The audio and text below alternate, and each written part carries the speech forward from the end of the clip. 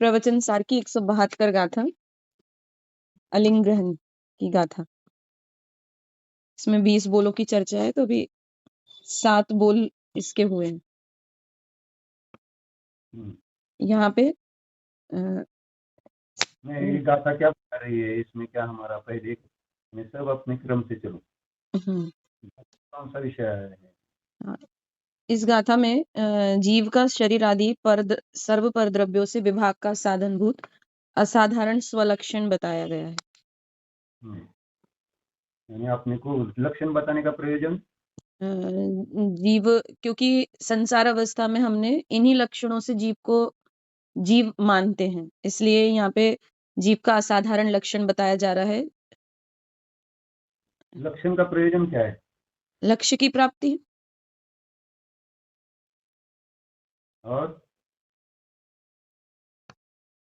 लक्ष्य की प्राप्ति कैसे होती है? लक्षण से अन्य से व्यावृत करते हैं ना उसको।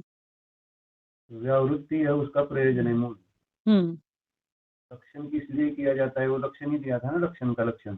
हाँ, अनेक मिली हुई वस्तुओं में से लक्षण के द्वारा अपने किसी एक वस्तु को अलग कर, विशिष्ट चिन्ह के द्वारा जो वस्तु अलग की जाती है उसका नाम है लक्षण। यहाँ पर जीव का असाधारण लक्षण, जिससे अपने स्वरूप को पहचान सके। हाँ। मैं कौन हूँ? अपनी सब विपरीत मान्यताएं नष्ट हो जाए, इसलिए पहले अपने को अपना स्वरूप समझना, लक्षण समझना जरूरी है। तो इस प्रकार से इस गाथा में आचार्य ने जीव का शरीर आदि से भिन्न अपना असाधारण लक्षण बताते हुए बताया कि जीव कैसा है। गाथा पंच परमागम में प्राप्त होती है।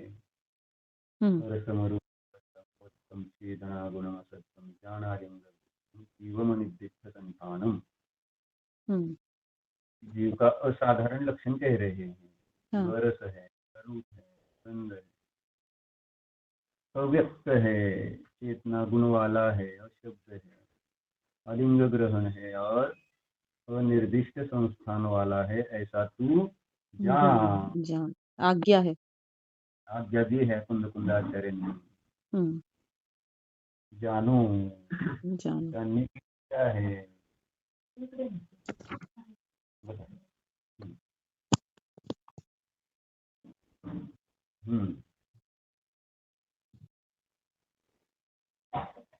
तो आगे एक एक बोल का और शादी का स्वरूप स्पष्ट कर रहे हैं। यार रास्ता क्या है? क्या दिए यार रास्ता? यानी रसगुण के अभाव रूप स्वभाव वाला होने से, माने जो पुद्गल का रसगुण है उसका आत्मा में अभाव रूप स्वभाव है, इसलिए जीव अरस है। हाँ। यानी अभाव स्वभाव इस हेतु के द्वारा और जीव का स्वभाव बताया जा रहा है।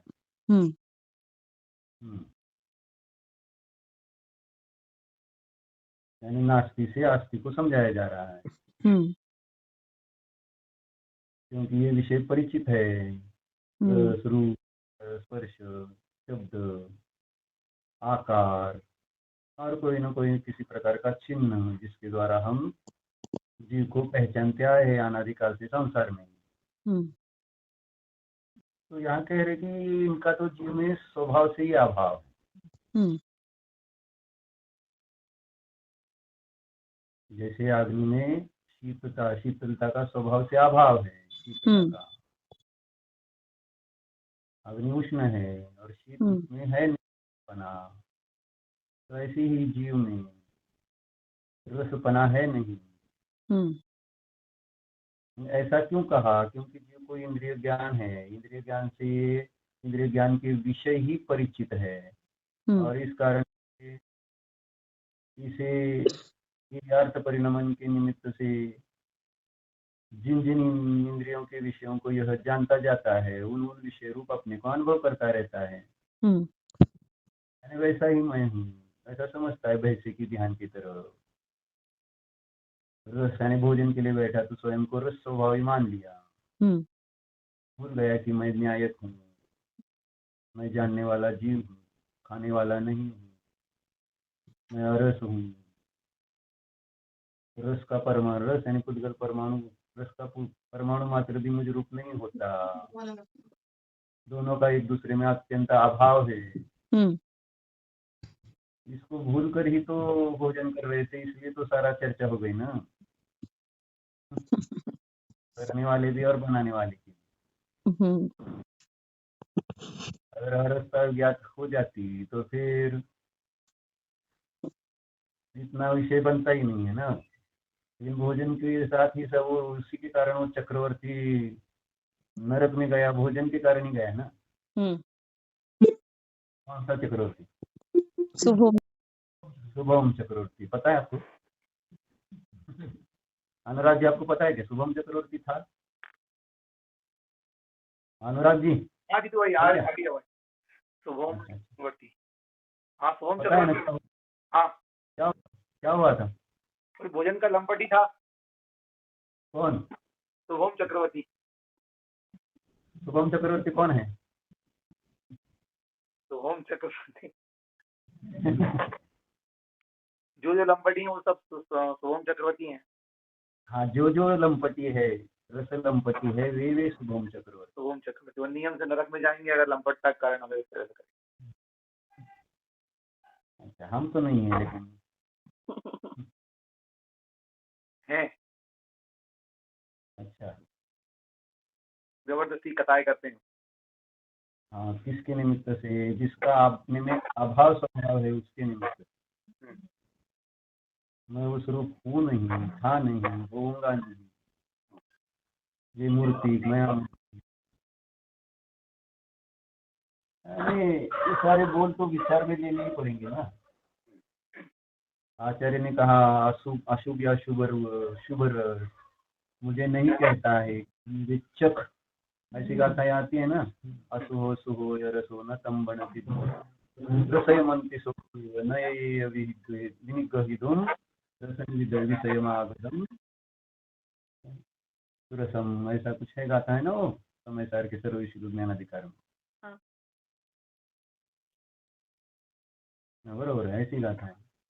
अशुभ या शुभ रस तुझे ये नहीं कहता कि तू मुझे चख, और ना रसना के माध्यम से यह उस रसनेन्द्रियों को ग्रहण करता है।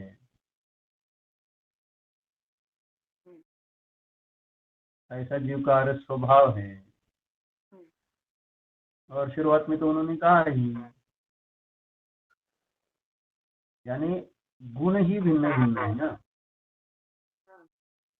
दोनों के गुण भिन्न है, पुद्गल के गुण भिन्न भिन्न है।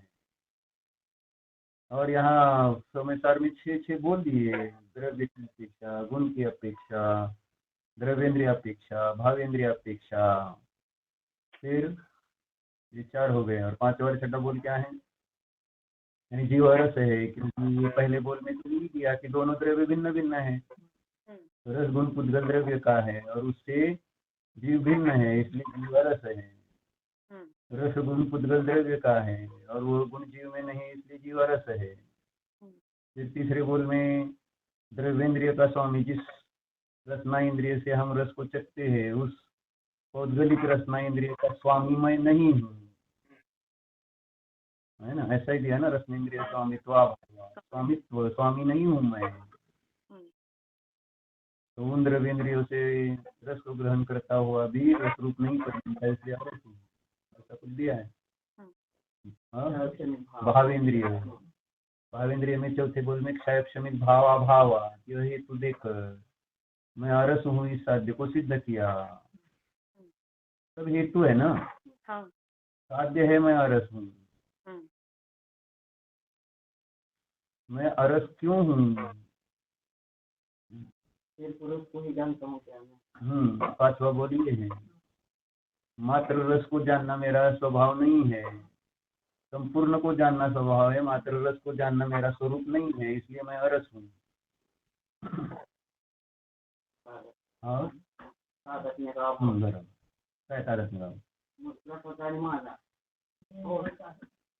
रसनेन्द्रिय को चखता हुआ भी उस रसनेन्द्रिय रस से मैं में परिणत नहीं होता, इसलिए मैं अरस हूँ, ऐसा छठवा बोल रहे हैं। यानी रस को चखते समय भी मैं रस रूप नहीं परिणमा था, नहीं परिणमता, लेकिन हमने रस चखा और रस रूप हो गई।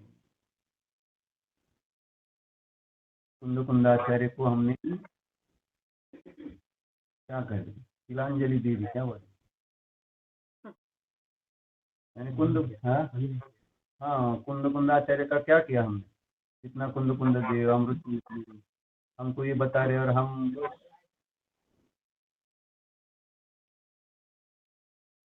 उनका ये सब बताना व्यर्थ हो गया ना।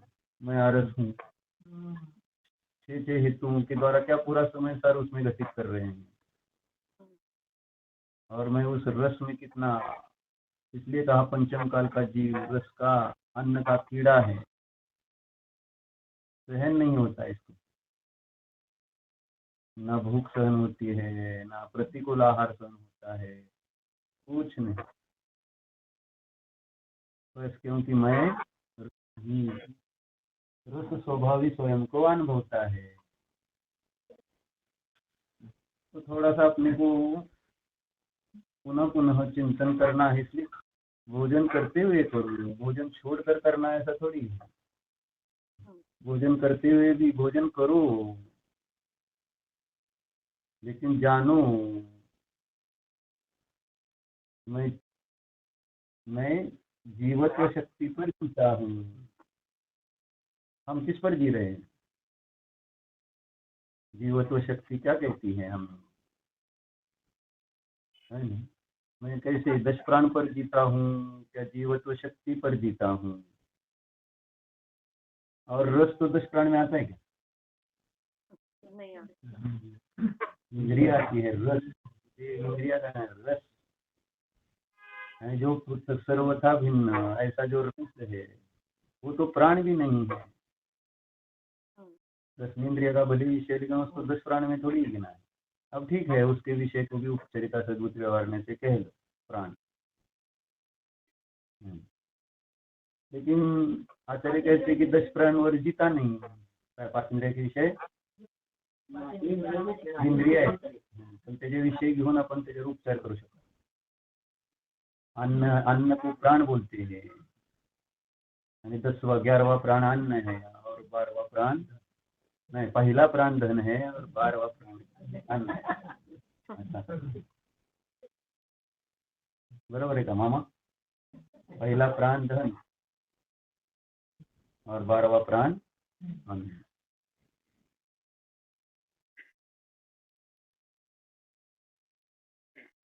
तो क्या बता रहा था, हाँ प्राण, तो 47 शक्तियों की दृष्टि से भी विचार करो तो मैं रस हूँ, क्योंकि 47 शक्ति रस में नहीं है मेरी। जीवत्व शक्ति से जीता हूँ, स्थिति शक्ति से रस रूप से नहीं जी रहा, चेतन रूप से जीता हूँ।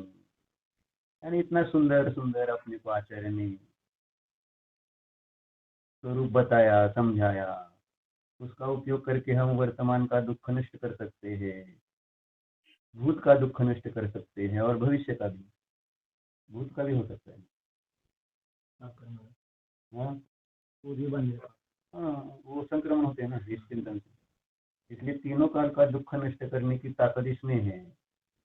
वर्तमान का तो दुख नष्ट हो ही रहा है, लेकिन भूतकाल में बांधे हुए कर्म, अशुभ कर्म, पाप कर्म, उनका भी इस चिंतन के द्वारा लय होता है। इस अपेक्षा से भूतकाल का दुख भी इस चिंतन से कम हुआ, और भविष्य काल के लिए बांधते नहीं है, इसलिए भविष्य में भी ऐसे उदय आएंगे नहीं।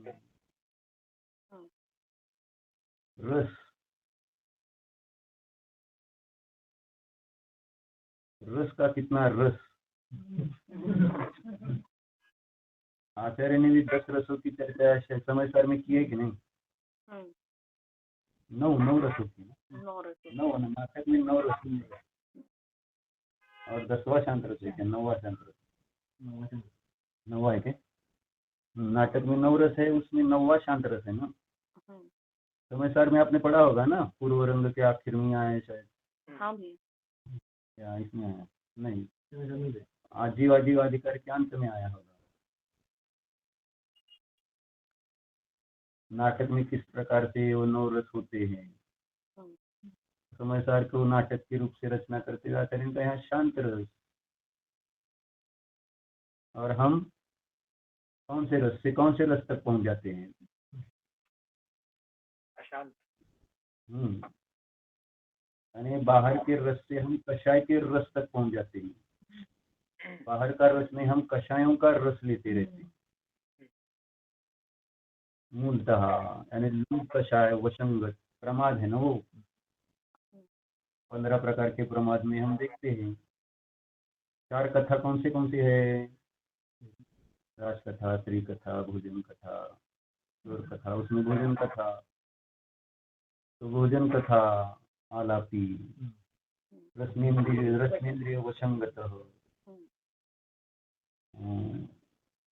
लोभी, निद्रा लो, स्नेहवान। आया था ना एक दिन अपना ही चर्चा में आया था। हाँ।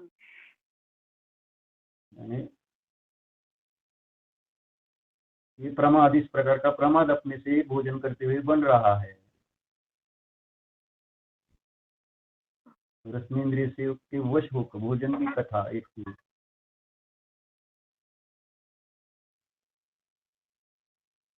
इसलिए यहाँ आचार्य कह रहे कि तू अरस है चिंतन कर। तुझमें रस शक्ति नहीं, अरस शक्ति है। यानी अगर ऐसा चिंतन करे तो फिर टोडरमल जी का तो हमने सुना था ना। हाँ। उनका तो ध्यान ही नहीं था 6 माह तक नमक है कि नहीं, ऐसा कुछ है ना। हाँ भैया। तो फिर टोडरमल जी पर तो श्रद्धा रखना चाहिए था ना। अरस हूँ। यानी टोडरमल जी को विकल्प ही नहीं आया। यानी इतना उपयोग एकाग्र हो गया था उनका गोमट सार लिखते हुए सम्यक ज्ञान चंद्रिका। और हम कितना, यानी हमारा सारा उपयोग भोजन में नमक है कि तीखा है कि मीठा है।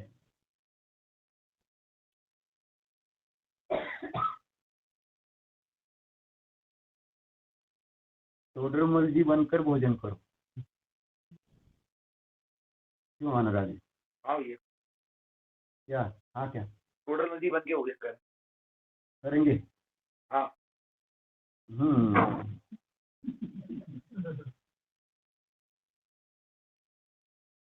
और प्रणीता जी को अन्नपूर्णा होकर भोजन बनाना है। भोजन करने वाले को टोडरमल जी ऐसा करना है, और बनाने वाले को कैसे बनाना? बनाने वाले को अच्छा बनाना है, ऐसा नहीं कि टोडरमल जी बिना नमक का है। टोडरमल जी की परीक्षा कैसे होगी? टोडरमल जी की परीक्षा करने के लिए हाँ बीए कर ली क्या? परीक्षा कर ली क्या टोडरमल?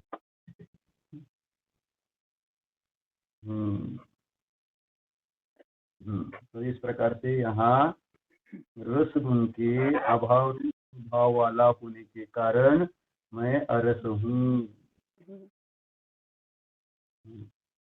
और विचार करो तो रस की पर्याय है ना, उत्पाद वे वाली ही है। तो उन क्षणिक पर्यायों में हम क्यों एकत्व करते हैं? रस की जो भी अवस्था हो,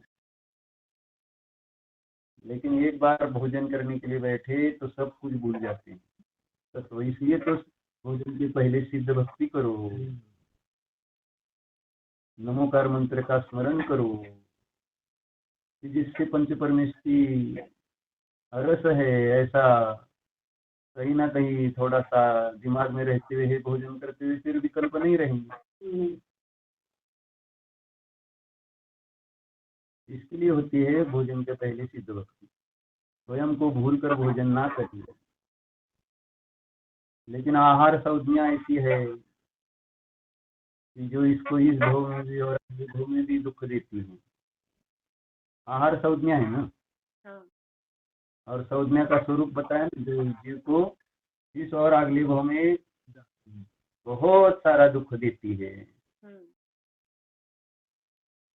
ऐसे आहार संज्ञा। हाँ, आहार चार संज्ञाएं, आहार भय मैथुन परिग्रह। संज्ञा संज्ञा संज्ञा। इस भव में दुख देती है और अगले भव में दुख देती है। हाँ, ऐसा लक्षण धौला में आया है संज्ञा का, या कहीं भी आया है। संज्ञा प्ररूपणा में आया। संज्ञा प्ररूपणा में आया है। हाँ, आया। संज्ञा प्ररूपणा है क्या? 20 प्ररूपणा में? हाँ भैया, 20 में आया होगा, बराबर। मार्गना में तो नहीं है संज्ञा। मार्गना में संज्ञा कहाँ है? संज्ञी मार्गना है, संज्ञा में थोड़ी। आहार का नाम है पर्याप्ति प्राण संज्ञा है ना, तो उसमें प्राण प्ररूप संज्ञा प्ररूपणा तो है 20 प्ररूपणा में। 20 प्ररूपणा में है, मार्गना में नहीं है, बोल रहा हूँ।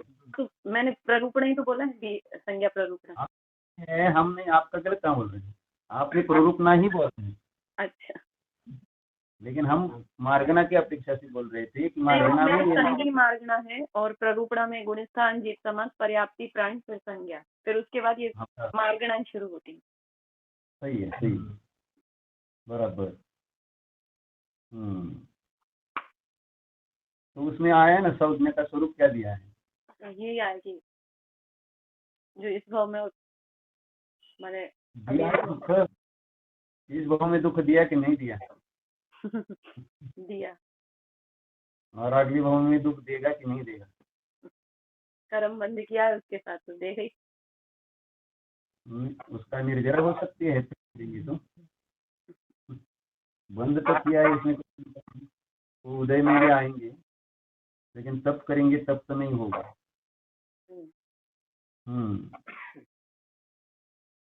तो कितना सारा है अपने पास विषय विचार करने के लिए। यानी रोज, यानी अपना जितना अभी जीवन है उसमें कितनी बार हम भोजन कर रहे हैं, है ना? हर बार अपने को हमें नया नया विचार करके भोजन कर सकते हैं। कितना सारा है विषय, और इतनी बार अपने संस्कार बन सकते हैं कि मैं अरस ही हूँ कि अगले फिर भोजन का विषय ही ना रहे।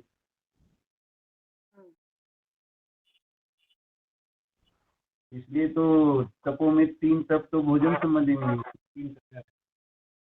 अनशन, मोदर्य, परित्याग और वृत्ति संख्या। 4 तप रस संबंधी है, रस। इसलिए कहते कि 5 इंद्रियों में सबसे कठिन कुछ है जितना, तो रसनेन्द्रियों पर वश करना सबसे कठिन है, ऐसा कहा है। रसनेन्द्रिय जीतना बहुत,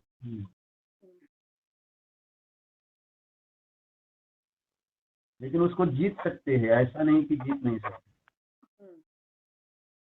उसका पराजय हो सकता है रसनेन्द्रिय का, रस के विषय। कितनी भी ताकत हो, कितना भी हो, जैसे आसरव कहता है आसरव का एक क्षत्रिय राज्य, ऐसे भले रस का एक क्षत्रिय राज्य हो तो भी उसको पराजित किया जा सकता है। उनके द्वारा जीव का पराभव होना अपेक्षित नहीं है, लेकिन इसको जीव के पराभव में अपनी जीत भाषित होती है, क्योंकि मैं शरीर हूं ना, मैं जीव थोड़ी हूँ।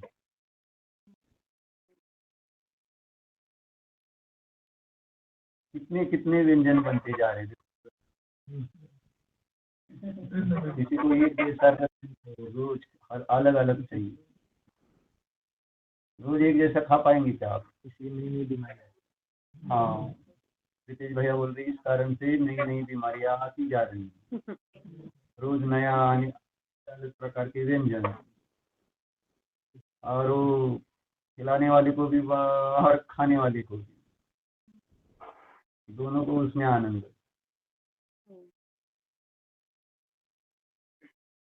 इतनी रेसिपीज बन गई। अगर इतनी रेसिपी आत्मा की तो आज मोक्ष हो जाता है उस दिन। जितनी रेसिपी रसनेन्द्रिय के विषयों की रस की बनी है, और एक जैन के जैन की तो कितनी बनी। तो विचार करना यहाँ पर कि मैं अरसभावी हूँ, बस इजी है, सरल है, कठिन नहीं है। किसी को रस छोड़ने पर यानी भोजन नहीं करने में आनंद आता है, और किसी को भोजन करने में आता है। सब भोजन के पीछे है। मैं एक बार खाती हूँ, और मैं 2 बार खाती हूँ, और मैं नहीं खाती। खाने में ही सब बुद्धि, खाना और न खाना।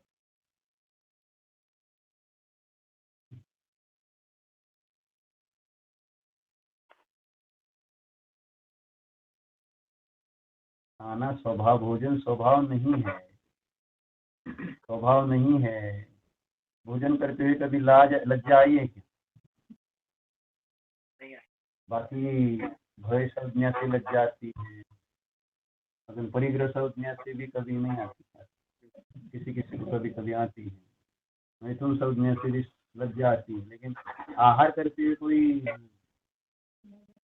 है ना, किसी को लज्जा कभी आई क्या आपको? मैं आहार में सिद्ध समान शुद्ध आत्मा और भोजन कर रहा हूँ। आहार में और परिग्रह में लज्जा नहीं आई कभी। हाँ, आहार में और परिग्रह में कभी लज्जा नहीं आई, भय और मैथुन में तो आ जाती है। हाँ हाँ, आहार और परिग्रह में नहीं आती। तो सही बात है।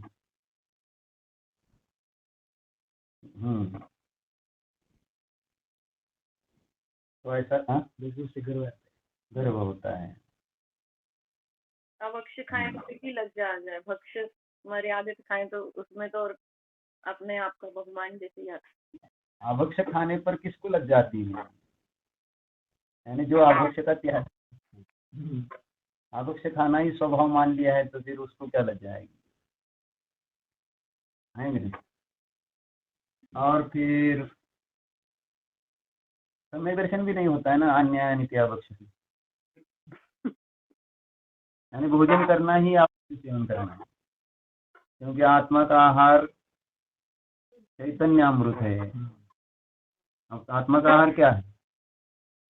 चैतन्य अमृत, यह आत्मा का आहार है ना।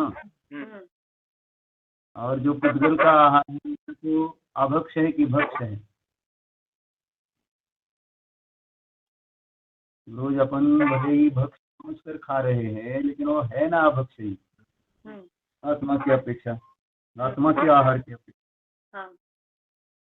तो उसको अभक्ष मानकर खाते हैं क्या कभी? जैसे अभक्ष खाने में लज्जा आती है, अभी आपने बोला, तो आत्मा का आहार नहीं होते हुए भी ये कौलाहार, तो वो लेकर हम बोल रहे हैं कि क्या?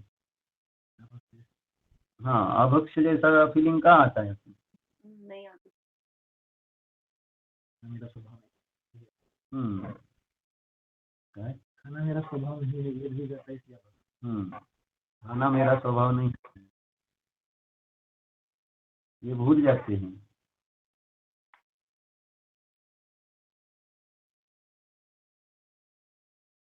क्या जादू कैसी है वो देखो, मैंने जीव भिन्न शरीर भिन्न, फिर भी रोज भूख लग रही है, रोज खा रहे हैं और संतुष्ट हो रहे हैं, रोज खा खा कर।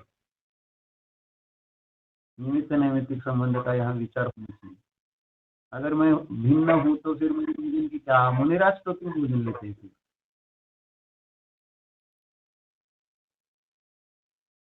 यानी इतना आरस का चिंतन करके भोजन ही ना छोड़ दो, ऐसा मैं बोल रहा हूँ। हम पहले मानते हैं, मैं तो कल ही से देखना ले लोगे।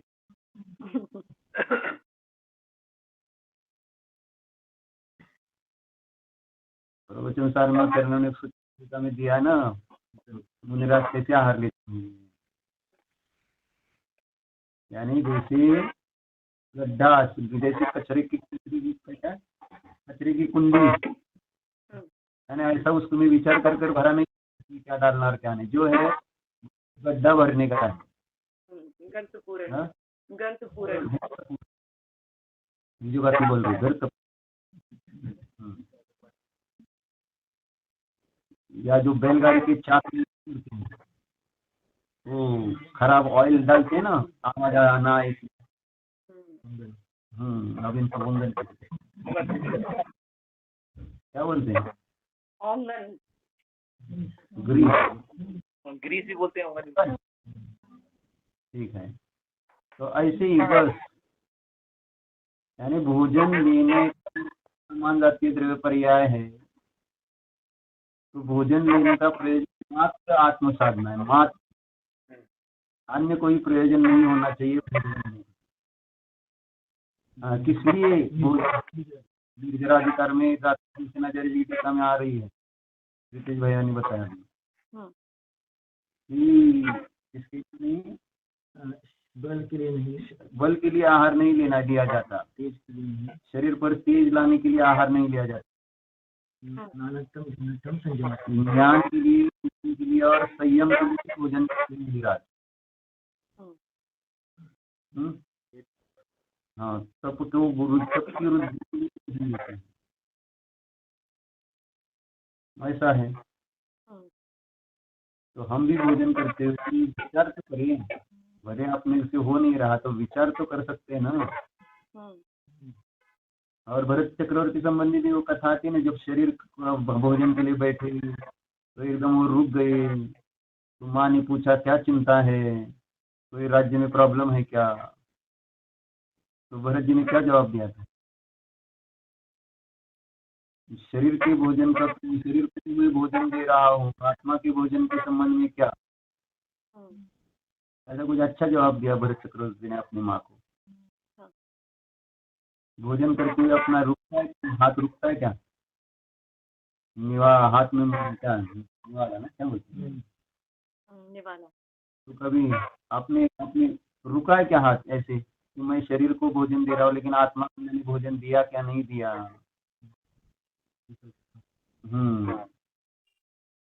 महाराज जी, अगर महाराज जी तो आहार लेते लेते बहुत बार ऐसे ही उन्होंने आहार छोड़ दिया था, बाह्य को भी अंतराय की नहीं थी, तो फिर लोग पूछते थे ऐसा कैसे महाराज जी, क्या गलती हुई हमसे? तो महाराज जी तब बताते थे कि विकल्प खत्म हो गया आहार लेने का, इसलिए बैठ गया। अंतराय आना चाहिए, ऐसा नियम है क्या? बस विकल्प खत्म, भोजन खत्म।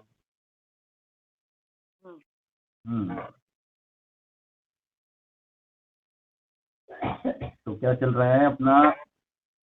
रसगुण,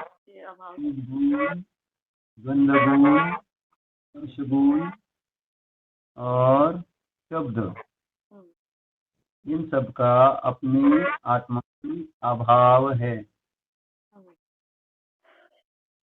अभाव स्वभाव होने से मैं अरस हूँ, अरूप हूँ, गंध हूँ, अस्पर्श हूँ और अशब्द स्वरूपी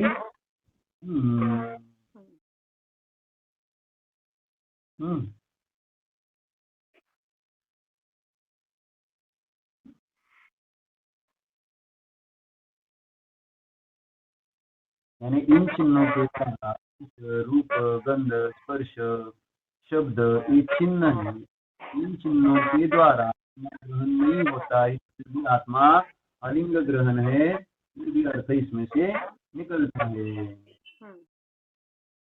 है ना?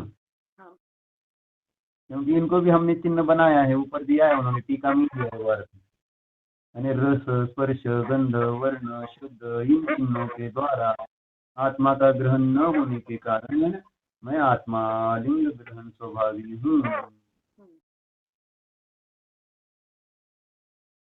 यानी इस गाथा की टीका में अमृतचंद्र देव ने मुख्यतः अलिंग ग्रहण की रखी है, यानी इन चिन्हों के आत्मा ग्राह्य नहीं है, ग्रहण करने योग्य नहीं है, और ऐसा जानकर जो उस अलिंग ग्रहण स्वभाव में स्थिर रहता है उसकी पर्याय में अलिंग ग्रहण ऐसी अवस्था प्रकट हो जाती है, यानी सिद्ध अवस्था प्रकट हो जाती है। ठीक है।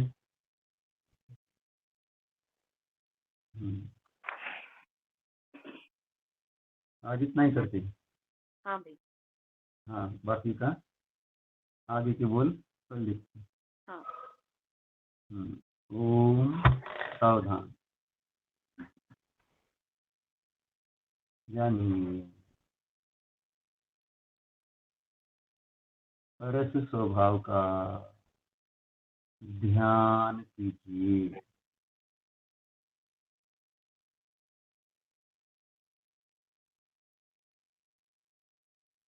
मैं न्यायक आत्मा हूँ।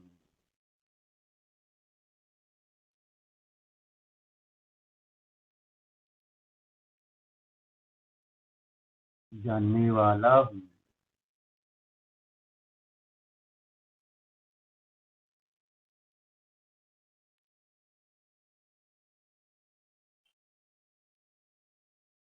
इदगल के रसगुण की अवस्थाओं को भोगने वाला नहीं हूँ।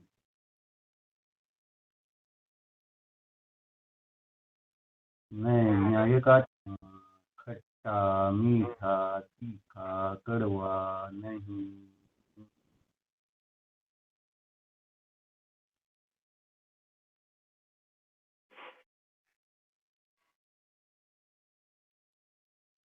मैं तो चैतन्य अमृत स्वभावी हूँ। मैं न्यायक हूँ, ज्ञाता हूँ, अमूर्त हूँ, रस हूँ।